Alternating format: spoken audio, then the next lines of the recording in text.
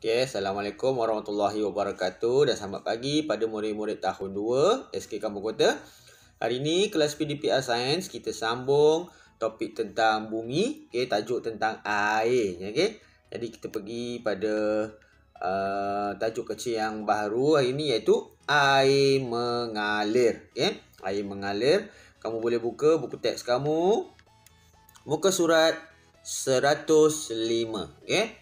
Jom kita lihat cerita tentang air mengalir. Bagaimana air mengalir. Okey.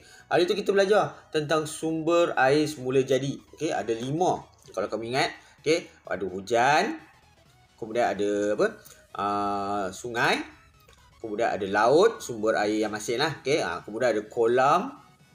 Bukan kolam, tasik. Tasik. Okey, dan juga satu lagi mata air. Itu 5 sumber air semula jadi. Okey, hari ni tentang macam mana air mengalir. Okey, dari mana ke mana kita nak belajar air mengalir. Okey.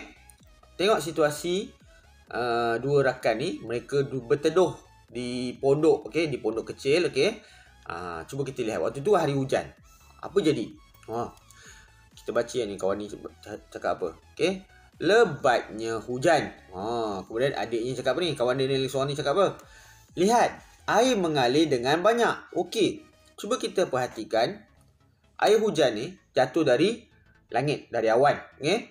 Kemudian timpa pada kita panggil apa ni? Atap, okey, atap. Nampak tak? Timpa pada atap. Okey, kemudian air tu semua mengalir, jatuh, masuk ke ni warna hijau ni. Kita panggil dia, kalau biasa orang buat rumah, buat bumbung, dia akan panggil ni sebagai apa? Gata macam parit lah kan, okey. Macam saliran, okey. Saliran untuk menakung air hujan yang turun dekat bumbung tu. Okey. Kalau kamu lihat, semuanya masuk ke saliran tu, kemudian dia pergi ke mana? Jatuh ke bawah, masuk ke dalam tong drum ni. Tong drum tu yang menakung air. Okey. Cuba kita lihat bagaimana mereka orang yang bina pondok ni susun kedudukan paip saliran ni. Adakah mereka susun saliran paip tu mendatar, yang betul-betul mendatar, tak sengit? Adakah macam tu? Mendatar saja. Kalau kamu tengok betul-betul, kedudukannya agak condong. Okey, saliran tu, saliran air ni, dia kedudukan dia agak condong. Terutama kalau kamu tengok yang ini, nampak dia condong berbanding bumbung, berbanding kedudukan bumbung itu. Okey? Dia bagi condong sedikit. Jom kita baca apa cikgu ni cakap. Tahukah kamu apakah arah aliran air mengalir? Cikgu tu tanya, ke mana air ni mengalir? Macam manakah arahnya? Ke mana? Ke arah mana? Okey? Jom kita buat uji kaji.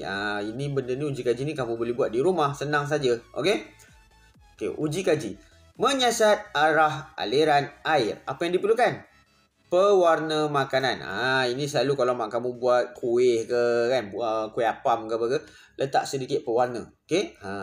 Kemudian bika, kamu boleh ambil cawan lah. Okey? Kemudian dulang. Okey, dulang kamu boleh ambil besin ke kan. Okey, apa nak buat? Langkah-langkah. Nombor 1. Masukkan 6 titis. Masukkan 6 titis pewarna makanan ke dalam 200 ml air dan aduk, kacau. Masukkan beberapa titis dalam cawan air lah kalau kat rumah kamu nak buat kan. Okay? Kemudian buat apa nombor 2? Tuang air berwarna ke dalam dulang kecil. Tuangkan. Air yang dah berwarna tadi dah bercampur dengan warna, tuang semuanya dalam dulang. Kalau kat rumah kamu ada besin, letak dalam besin lah. Okay? Yang ketiga, letakkan dulang berisi air berwarna di atas meja. Dalam keadaan macam ni, kita tengok meja ni berada dalam keadaan yang mendatar, tak sengit. Okay? Letak dulang tu, letak besin tu, biarkan seketika. Kamu tengok macam mana keadaan air tu. Air tu tenang, tak bergerak ke mana-mana. Dia ada dalam dulang atau besin. Okay? Nombor 4. Tinggikan satu bahagian hujung dulang. Yang ni. Hujung ni kita naikkan. Kita sengitkan. Okey. Apa yang kamu nampak? apa kamu nampak keadaan air tu? Tadi mula-mula meja mendatar, besen atau dulang pun letak atas meja, mendatar, air tu tenang. Tak bergerak ke mana-mana dalam dulang, dalam besen. Okey? Sekarang dalam nombor 4 ni, gambar nombor 4 ni, apa yang kamu boleh nampak? Apa berlaku pada air tadi? Okay? Air berwarna tadi. Okay, nombor 5. Perhatikan keadaan arah air berwarna yang mengalir di dalam tulang. Apa boleh kita cakap? Kamu nampak kat situ di mana mula-mula air itu mendatar di seluruh permukaan tulang, okey, rata. Tapi bila kita condongkan, kita angkat satu dulang tu, satu bahagian dulang tu ke atas, air itu mengalir. Okey, mengalir ke bahagian mana? Adakah dia mengalir ke bahagian yang tinggi ataupun dia mengalir ke bahagian yang rendah? Air itu semua mengalir ke bahagian yang rendah. Air itu tak ada pula mengalir naik atas pergi bahagian tinggi. Okey? Jadi dia mengalir ke bahagian rendah.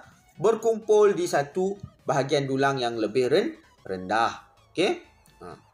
Soalan. Bagaimanakah arah aliran air berwarna yang terdapat dalam dulang apabila hujung dulang ditinggikan? Bagaimanakah arah aliran air itu? Macam mana arah aliran air itu? Arah aliran air itu dia bergerak ke arah yang lebih rendah. Dia tak ada pula pergi tempat yang tinggi. Dia pergi ke arah yang lebih rendah. Itu cara kita nak jawab. Okay, bagaimanakah arah aliran air berwarna yang terdapat dalam dulang? Okay. Air bergerak ke arah yang lebih rendah. Okay? Itu yang kita dapat daripada uji kaji tadi. Jadi, apa pelajaran kita hari ini? Apa yang kita nampak daripada arah pergerakan air ni? Okay. Arah aliran air adalah dari tempat yang tinggi ke tempat yang rendah. Ini sebenarnya yang berlaku di alam sekeliling kita. Kalau kamu tengok sungai mengalir pada satu arah. Di mana sebenarnya sungai itu datang daripada tempat yang tinggi. Datang daripada air terjun. Daripada bukit. Air itu mengalir turun daripada air terjun pergi ke sungai sampailah ke laut. Kenapa? Sebab air itu dia bergerak dari tempat yang tinggi. Kita baca ni. Dari tempat yang tinggi ke tempat yang rendah. Itu ceritanya. Sekarang cikgu harap kamu faham macam mana air mengalir. Kenapa air sungai mengalir satu arah? Sebab dia sedang bergerak dari tempat yang tinggi ke tempat yang rendah. Mana pernah kamu tengok air sungai naik atas pergi ke air terjun? Ada? Tak ada. Dia mesti daripada air terjun, jatuh ke bawah. Kalau kamu kat Beruas tu, kamu tengok air terjun Ulu Licin kan? Terjun jatuh ke bawah. Air tu jatuh ke bawah, dia pergi mengalir, pergi ke sungai, masuk ke sungai Dendang, sungai Beruas apa semua kan? Dia akan sampai ke laut, ke pantai. Sebab apa? Air tu mengalir dari tempat tinggi ke tempat yang rendah. Itulah dia fenomenanya di alam sekeliling kita. Jadi cikgu harap kamu faham bagaimanakah arah pergerakan air. Apa dia? Air bergerak dari tempat yang tinggi ke tempat yang rendah. Okey? Kita sambung nanti pelajaran kita pada masa akan datang. Assalamualaikum warahmatullahi wabarakatuh. Okey, bye.